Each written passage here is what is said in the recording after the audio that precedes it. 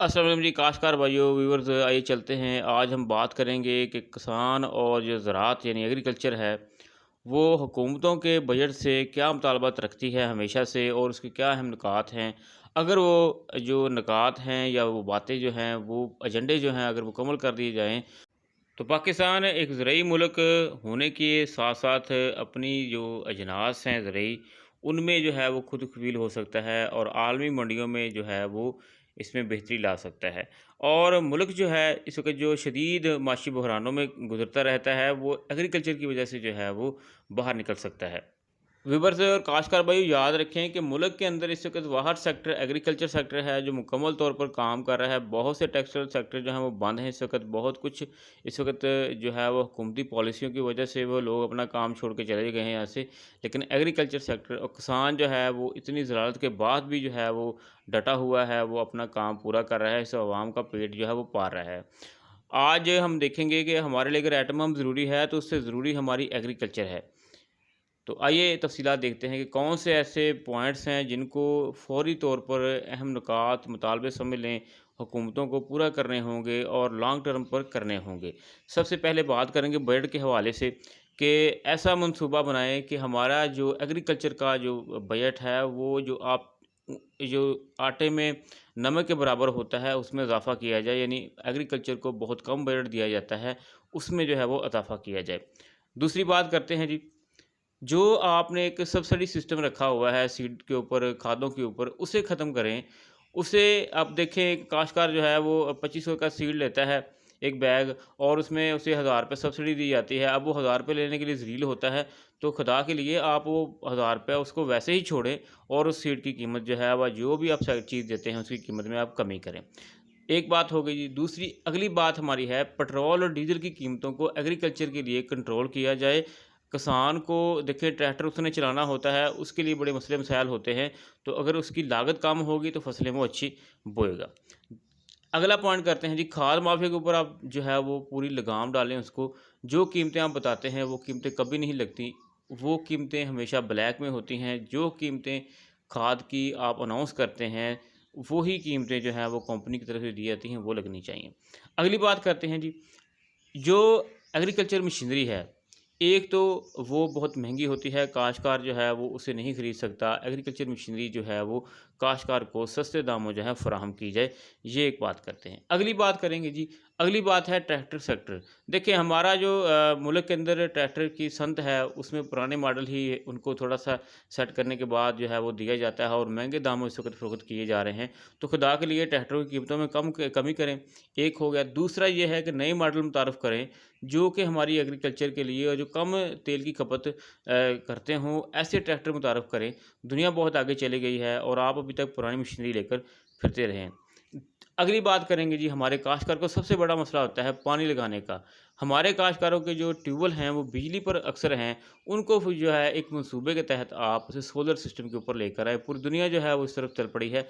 आप खुदा के लिए, एक तो उनके यूनिट बड़े महँगे होते हैं, जो हमारे जो ट्यूबवेल्स हैं वो जो है फ़ौरी तौर पर आप जो है वो उनको जो है वो आप सोलर पैनल के ऊपर लेकर आएँ।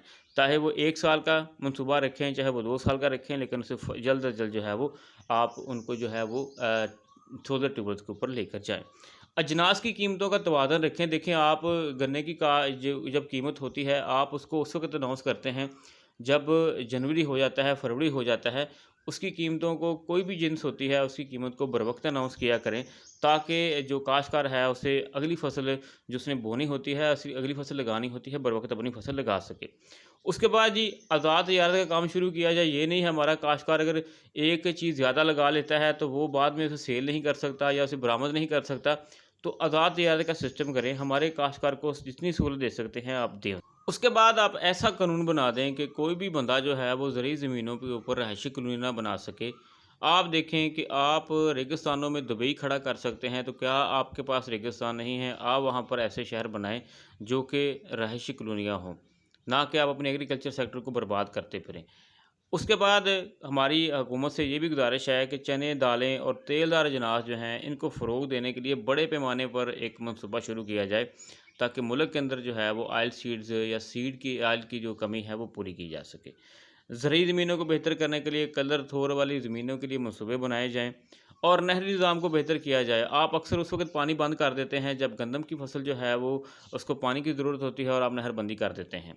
देखें नहरों को जो है वो आप एक सिस्टम के तहत जो है उन्हें बंद किया करें ताकि काश्तकार जो है वो अपने जो मसाइल है उनको हल कर सके।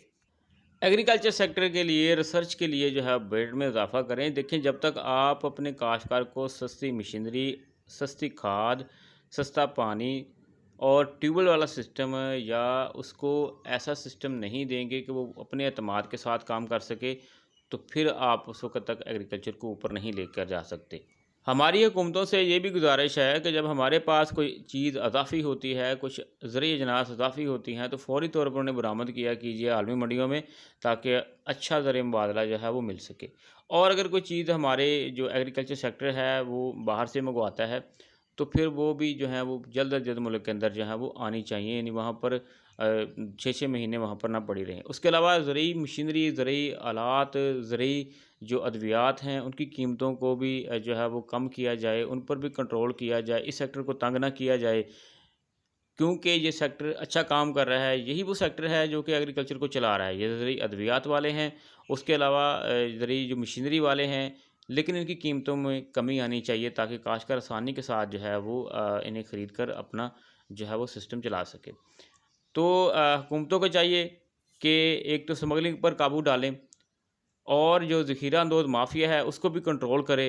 ये सब कुछ है, जो महँगाइयाँ आज हैं, इतनी तबाही है, इतनी जो गुर्बत है, ये सिर्फ़ इसी वजह से है कि चंद एक लोग, चंद माफ़िया जो हैं इस मुल्क को चलने नहीं दे रहे। वो हमारी एग्रीकल्चर को नहीं चलने दे रहे, तो खुदा के लिए एग्रीकल्चर को चलने दें।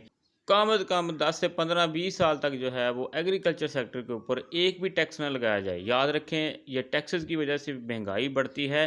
काश्तकार तो देखें आपको हर चीज़ के ऊपर जो है वो टैक्स दे रहा होता है, लेकिन खुदा के लिए एग्रीकल्चर सेक्टर को टैक्स फ्री करें, ये हमें सब कुछ देता है।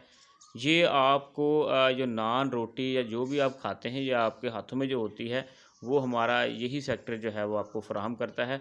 आप जो बड़ी-बड़ी बिल्डिंग्स आपने बनाई हुई हैं, आप उनके फ़र्श नहीं चाटते, आप उनकी ईंटें नहीं खाते, आप रोटी ही खाते हैं। तो खुदा के लिए एग्रीकल्चर और किसान के ऊपर रहम करें, इसको टैक्सेस से जो है वो फ्री करें, इसकी मशीनरी को सस्ता करें, इसको बरामदात की इजाज़त दें, इसको आप जितनी सपोर्ट कर सकते हैं करें और सेक्टर जो हैं बाकी फिर इसके साथ चलते रहेंगे। एक और अहम पॉइंट है कि काश्तकार को अगर किसी बैंक के से जो है वो ज़रूरी कर्ज़े की ज़रूरत पड़ती है, तो सबसे कम जो इंटरेस्ट रेट है, वो लगाकर काश्तकार को कर्ज़ा जो है फ़राहम किया जाए। अगली बात करेंगे कि खुदा न ख़ास्ता काश्तकार की जो फ़सल है, वो कुदरती आफ़त की वजह से, किसी मसले की वजह से जो है वो नुकसान होता है उसका, तो हुकूमत जो है ऐसी पॉलिसी बनाए कि उसका उज़ाला हो सके और काश्तकार जो है दिलबर्दाश्ता ना हो। उसके अलावा काश्तकार के बच्चों के लिए जो है वो यूनिवर्सिटीज़ के अंदर कोटा बढ़ाया जाए दाखिलों का, उसके अलावा नौकरियों के अंदर कोटा रखा जाए और काश्तकार तंज़ीमें जो हैं वो जो है हुकूमतों तक जो है तमाम मुतालबे जो हैं वो पहुँचाया करें ताकि हुकूमतें जो हैं वो असल हक़ाइक़ को जानकर जो है वो उनके ऊपर जो है फ़ैसले लिया करें। एक और अहम पॉइंट वो ये है कि नए डैम्स जो हैं वो बनाए जाएँ और काश्तकार को जो इस वक़्त मौसमाती तब्दीलियाँ हो रही हैं माहौल के अंदर, उनसे निपटने के लिए काश्तकार को जो है वो ट्रेन किया जाए और तैयार किया जाए। काश्तकार भाइयों कोशिश कीजिएगा कि हमारी इस वीडियो को आगे ज़रूर शेयर कीजिएगा ताकि जो हकाम बाला हैं उन तक आपके नकात जो हैं वो पहुंच सकें, ताकि उनको मालूम हो सके कि हमारा काश्तकार क्या चाहता है। क्योंकि पॉलिसी साथ हमारे काश्तकार को नहीं मिलते हैं, तो काश्तकार से जो है वो हुकूमत जब तक जो है डायरेक्ट हाथ नहीं मिलाएगी, तो तब तक उसको काश्तकार के मसाइल की समझ नहीं आएगी। उम्मीद करेंगे आपको आज की वीडियो पसंद आई होगी। अगर आपके ज़हन में इसके अलावा कोई नकात हैं तो हमें ज़रूर सेंड कीजिएगा ताकि उन्हें इसमें शामिल कर दिया जाए। शुक्रिया जी।